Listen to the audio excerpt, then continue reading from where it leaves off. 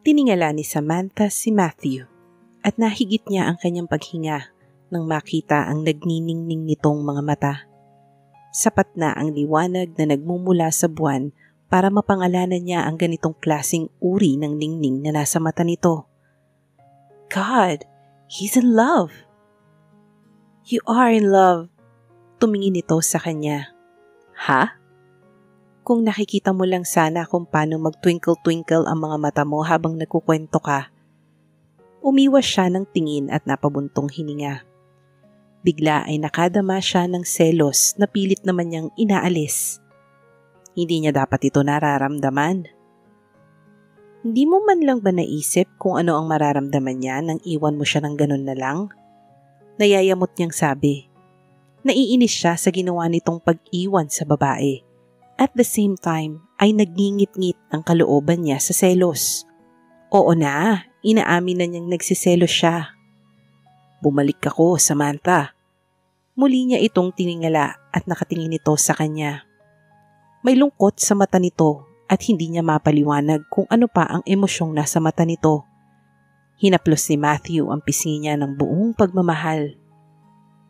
Binalikan ko siya, pero wala na siya sa apartment niya. Kinailangan ko lang pumunta ng abroad noon.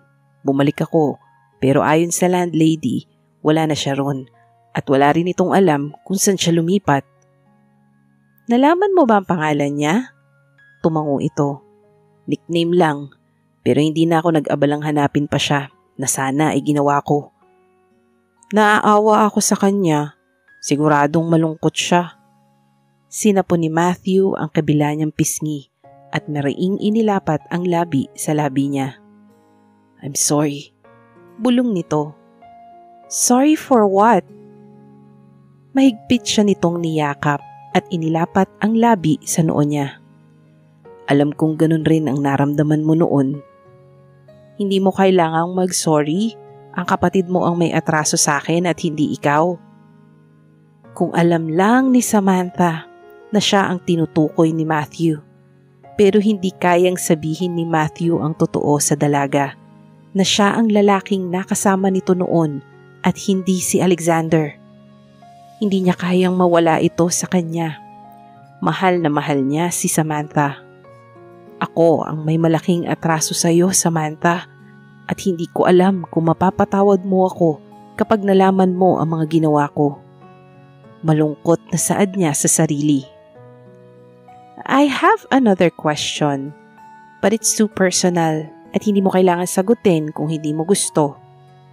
Sasagutin ko, Samantha. Bakit ba galit ka sa mama mo at kay Alexander? Napangiti si Matthew dahil parang sa isang iglap ay handa siyang buksan sa ibang tao ang parte ng pagkatao niyang kahit kailan ay hindi niya naikwento kanino man, kahit sa mga kaibigan niya at sa kanyang lola.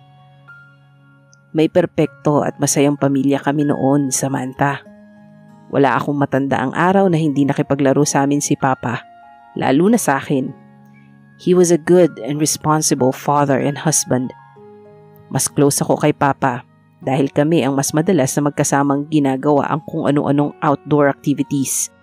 Habang si Alexander naman ay mas madalas na nasa bahay lang at mga indoor activities ang ginagawa kasama si Mama. May mild heart decision noon kaya nakatutok ang buong atensyon ni Mama sa kanya. Our family was an image of peace and harmony. But suddenly, our perfect family I used to know got ruined. My mother cheated on my father. I saw her kissing another man in the car sa mismong tapat ng bahay namin. At nakita ko si Papa na nakasilip sa bintana habang nakatingin kay Mama at sa lalaki nito. Kitang-kita ko ang sakit sa mga mata niya, Samantha. Papa didn't confront my mother about what he saw. Umalis si Papa ng gabing yun. Tinawag ko siya nang papalabas na siya ng pinto. Parang kahapon lang ang mga nangyari nang biglang nag-flash ang lahat ng pangyayari kay Matthew. Nilingon siya ng kanyang ama at nilapitan. Hinawakan siya sa magkabilang pisngi at tiningala. Forget what you witnessed, son. Papa will be home soon. Hinalikan siya nito sa noo at tuluyang lumabas. Pagising ko kinabukasan, masamang balita ang bumungad sa akin. Wala na si Papa. He died the night he left. Nahulog raw sa bangin ang sasakyan niya. Galit ako ng sandaling yun kay Mama. Kasalanan niya at ng lalaki niya kung bakit nawala si Papa. Pagkatapos ng libing ni Papa, narinig kong nag-uusap si Lola at Mama. Narinig kong pinapili ni Lola si Mama sa amin ni Alexander. Kailangan raw ay isa lang ang isama ni Mama sa amin. And she didn't hesitate to choose Alexander over me. He laughed humorlessly. But it's okay. Hindi rin naman ako sasama sa kanya. I tried to convince Alexander na wag siyang sasama kay Mama. Sinabi ko sa kanya ang nakita ko, pero hindi naniwala ang kapatid ko. Sinaktan pa niya ako at pinagbintangang sinisiraan lang si Mama. At lalong tumindi ang galit ko sa kanila nang malaman kong sumama sila sa lalaki ni Mama at si Alexander ay pumayag pang palitan ang apelyido niya. Simula noon hindi ko na nakita si Alexander at si Mama. Kahit nung umuwi siya ng Pilipinas at dinalaw si Lola ay hindi ako nagpakita. Kahit matagal nang nangyari ang mga yon, ay matinding sakit at galit pa rin ang nararamdaman niya sa tuwing maaalala yon. Ni hindi niya sinabi sa kanyang lola ang kalokohan na ginawa ng kanyang ina. Tiningnan niya si Samantha na matamang nakatitig sa kanya. Ngumiti siya sa nakikitang itsura nito. Kita niya sa mukha ng dalaga ang awa at simpatsya sa kanya. Don't look at me like that. Huwag mo kong kaawaan. Ha? Mabilis itong umiling-iling. Marahan siyang natawa. Obvious naman na naaawa ito sa kanya. Ang laki-laki mong tao para kaawaan? Samantha said and hugged him tightly. Yung yakap na parang kinocomfort siya. And it worked. Dahil totoong napayapa ang sakit sa puso niya. Tumagilid siya ng pagkakaupo at mahigpit na niyakap si Samantha. Napangiti siya dahil sa ligayang nararamdaman. Hinalikan ni Matthew ang ulo niya. I love you. Nawala ang nakapaskil ng ngiti sa labi ng dalaga. Parang huminto ang pag-ikot ng kanyang mundo sa narinig na sinabi ni Matthew. Naglakad ang binata pupunta sa beach. Ipinikit niya ang mata at pinakinggan ang tibok ng puso nito na para bang maririnig din niya ang salitang I love you roon. Gusto niyang tingalain ito pero bigla ay nakaramdam siya ng takot. Baka kabaligtaran ang makita niya sa mata nito sa sinabi nito. Oh my God! Samantha groaned in frustration upon hearing Matthew's explanation kung bakit ito parang laging tulala at malalim ang iniisip. Napansin niyo ni Samantha at hindi niya ito tinigilan hanggat hindi napapaamin sa kung ano ang bumabagabag dito. Nalaman niyang alam na pala ni Doña Catalina na hindi siya si Tricia sa unang araw pa lang ng pagdating niya sa mansyon.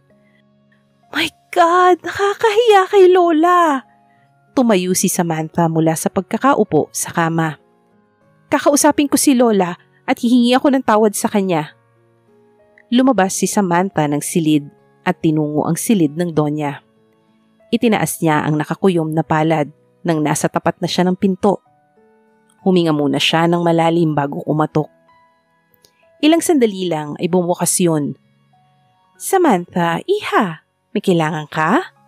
Nakangiting bungad sa kanya ng Donya. Lola! Agad niya itong niyakap. I'm so sorry po. Sinabi na ba sa'yo ni Matthew? Tanong nito at hinaplos ang likod niya. Bumitaw siya mula sa pagkakayakap at tumango. Lola, I'm sorry po talaga. Ngumiti ito at naglakad patungo sa kama. Tinulak niya pasara ang pinto at sumunod sa Donya. Umupo ito at pinaupo naman siya nito sa tabi. Huwag mong alalahanin yon. Ang totoo ay natutuwa ako na sinira mo ang kasal ng dalawa. Ang sama ko, no? Tumawa ito sa sariling sinabi at maging siya ay napangiti. Pero alam ko kasing hindi mahal ni Matthew si Tricia. Ginawa lang nitong magpakasal dahil sa mana at kasalanan ko yun. Na-pressure siguro at hindi ko man lang naisip na magiging padalos-dalos ito. Kung natuloy ang kasal nila, Alam kong pagsisisihan lang nilang pareho yon balang araw. Ang gusto ko lang ay ang mapabuti ang apo ko. Gusto ko ang mapapangasawa niya ay yung aalagaan siya at mamahalin ng totoo. Ginagap ng matanda ang kamay ng dalaga at pinisilyon. Samantha, iha, ang isang katulad mo ang nababagay sa apo ko. Hindi naging masaya ang kabataan niya. Simula nang mawala ang papa niya at iniwan siya ng kanyang mama, ay hindi ko na nakitang naging masaya ang batang yan. Until you came. Ibang ningning sa mga mata niya ngayon. Mahal ka niya, Samantha. Napabuntong hininga naman ng dalaga. Doña Catalina was jumping into conclusions. Gusto siya ng matanda at gusto nitong mapaligaya at mapabuti si Matthew. Kaya naman gagawin at sasabihin nito ang lahat. Kahit ang sabihin pa nitong mahal siya ni Matthew. Kung tutuusin ay may relasyon naman na talaga sila ng binata. At alam niyang gusto siya nito. Pero mahal? Imposible. Matanda na po si Matthew at alam na niya ang makabubuti at makakasama para sa kanya, Lola. Ikinumpas ng Donya ang kamay sa hangin. Muntik na ngang magpakasal sa babaeng hindi niya mahal at napilit kang dinala rito para magpanggap na asawa niya, hindi ba? Ngayon mo sabihin sa akin na alam niya talagang ginagawa niya. Marahang natawa si Samantha. May point nga ito. Mabilis nga kung magdesisyon si Matthew. Sumeryoso ang muka ng matanda at matamang pinakatitigan si Samantha at kapag kway, pakasalan mo ang apo ko, Samantha. Nakikiusap ako. Pero, Lola, please, iha. Mahigpit nitong hinawakan ang kamay niya. Nagsusumamo ang mata nito at ang lahat ng pagtangging nais niyang gawin ay hindi niya masabi. Pero, paano po kung hindi niya gusto? Doña Catalina's face lit up as her lips formed into a radiant smile. Punong-puno ng pag-asa ang mukha nito at hindi niya gustong sirain yun. Pumapayag ka ba? Puno ng kagalakan ang tinig nito. Kung papayag po si Matthew, Lola, papayag siya, of course. Mahal ka ng apo ko. Napabuntong hininga muli si Samantha. Umaasa talaga itong mahal siya ni Matthew. Hindi pagmamahal ang nararamdaman ni Matthew para sa kanya. Kailangan lang siya nito. Yun lang ang nararamdaman ng lalaki para sa kanya. And sooner or later, ay mawawala rin yun. Tumayo si Samantha mula sa pagkakaupo pagkatapos nilang mag-usap pa ng ilang sandali ng Donya. Mahigpit siya nitong niyakap at sobra-sobra ang pagpapasalamat dahil sa pagpayag niya. Tinungo niya ang pinto at hinila ang pintong hindi naman nakasara ng maayos. Bakit ka pumayag? Halos mapapitlag si Samantha sa biglang pagsasalita ni Matthew. Nakasandal ito sa dingding sa may pinto habang nakapamulsa. Hindi ko sinasadyang marinig ang pag-uusap niyo ni Lola. Sinundan kita kanina at bukas ang pinto kaya narinig ko ang lahat. Now, bakit ka pumayag? Napalunok si Samantha nang makitang salubong ang mga kilay ng binata at ang lamig ng boses nito. Hindi ba nito nagustuhan ang naging desisyon niya? He must be happy dahil ito naman ang gusto nito. Sa kwarto tayo. Nilagpasan siya nito. Agad siyang sumunod kay Matthew. Ano ang naisip mo at pumayag ka sa gusto ni Lola? Hindi mo dapat ginawa yun kung hindi mo gusto, Samantha. Umupo si Matthew sa gilid ng kama habang si Samantha ay nanatiling nakatayo. Matagal itong nakatitig lang sa kanya bago nagsalita. Hindi mo ba gusto ang naging desisyon ko? I'm sorry. I thought it would make you happy. Hindi ko magawang tanggihan si Lola at naisip ko na ito naman ang gusto mo. Napabuntong hininga siya. Ito nga ang gusto niya. Pero may gusto siyang marinig mula kay Samantha kung bakit ito pumayag na magpakasal sa kanya. Umupo si Samantha sa kanyang tabi. Look, Matthew, hindi ibibigay sa'yo ni Lola ang mga kayamanan niya kung hindi tayo makakasal.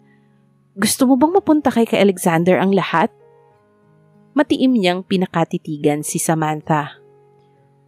Pumayag ka ba dahil pa rin sa kagustuhan mong makaganti kay Alexander?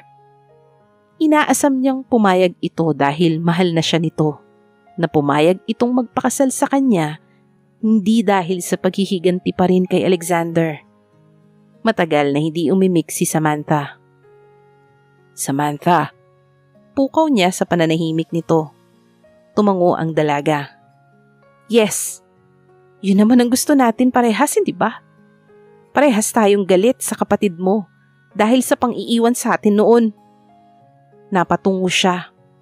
Puno ng galit ang puso ni Samantha para sa kapatid niya at gagawin nito ang lahat para lang makaganti kahit ang makasal sila. And I like your company too. Katulad nga ng sinabi mo, compatible tayo at nai-enjoy natin ang company ng isa't isa. Tipid siyang napangiti at marahang tumango. They enjoyed each other's company. Compatible sila. At least may ibang dahilan ito para pakasalan siya. At nagbigay yon ng pag-asa sa kanya na maaaring lumalim rin ang nararamdaman ni Samantha para sa kanya. I can be your wife hanggat kailangan mo ako. Hanggat kailangan natin ang isa't isa. Kapag hindi mo na ako kailangan, pwede namang ipaanal ang kasal and willing akong pumirma ng prenuptial agreement. Isipin mo na lang nakabayaran to sa ginawa kong pagsira sa kasal nyo. Pumiyok ang boses ni Samantha. Kaya bigla, muli niya itong binalingan. Kasalukuyan itong nakatingala at nagpakawala ng buntong hininga. Paano kung matagal kitang kailangan, Samantha? She glanced at him. Di hindi kita iiwan. Mananatili akong asawa mo hanggat gusto mo, Matthew. Pangako. Munting ngiti ang sumilay sa labi ng dalaga at marahang tumango. Pangako. Ulit nito habang nakatitig sa kanya. So, kailan mo gustong magpakasal? Kung kailan mo gusto. Kinuha niya ang kamay nito at dinala sa labi at hinalikan yun. Hinawakan niya ang ilalim ng baba ni Samantha at masuyong hinaplos bago dinampian ng halik ang labi ng dalaga. Gusto niyang sabihing mahal niya to, pero hindi niya magawa. Kinabig siya ni Samantha at mahigpit na niniyakap. Sasamantalahin niya ang pagkakataon. Ginagamit siya ni Samantha para makaganti kay Alexander at yun ang gagamitin niya. He will do everything para mahalin siya ni Samantha. Balang araw ay mamahalin siya nito at tuluyang makakalimutan si Alexander. Hindi siya papayag na maanal ang kasal nila. Mamahalin siya ni Samantha at pinapangako niya yun. Magkaaminan na kaya ng totoong nararamdaman sina Samantha at Matthew? Abangan sa susunod na kabanata. Please like, share, subscribe for more updates.